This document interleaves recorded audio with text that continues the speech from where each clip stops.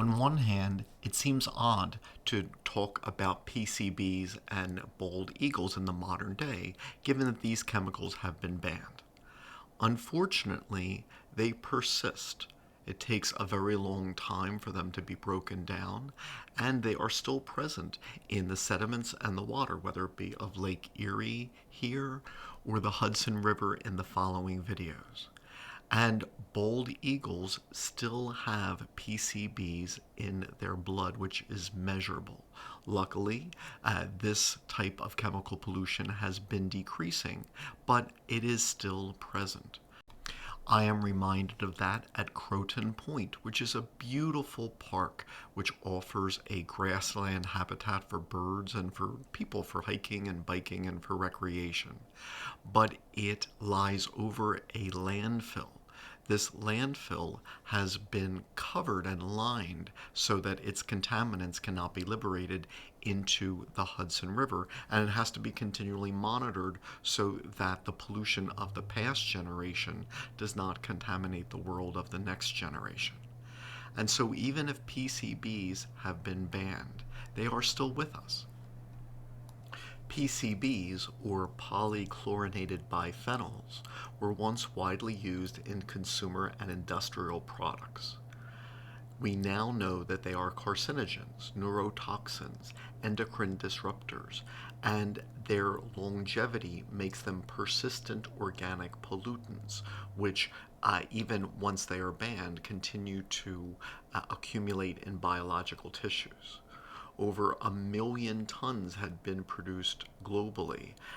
Although they were banned in the United States in 1976 and internationally in 2001, landfills still contain pollution with PCBs, and plastics, as they get broken down to make microplastics, continue to add PCBs into the food chains of living organisms.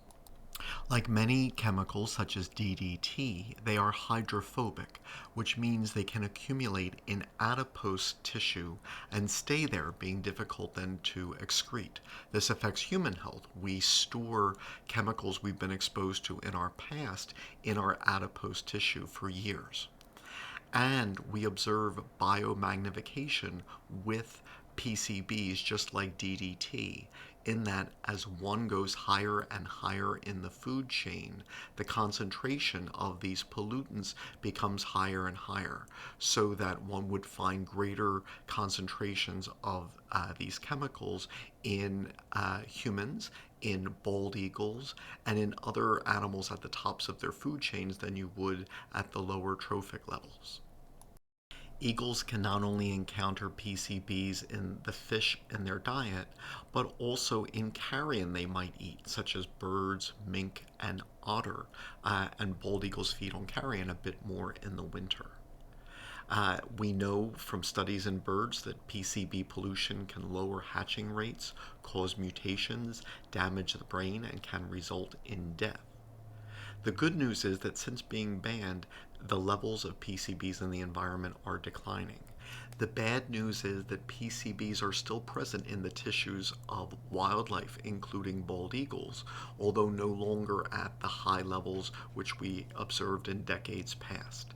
So eagles around the Great Lakes, the Hudson River, and the Mississippi rivers still have PCBs in their systems, and it is still present in landfills and plastic pollution, including microplastics. So one must consider how we pollute our modern world, given that the effects of these pollutants are felt by future generations.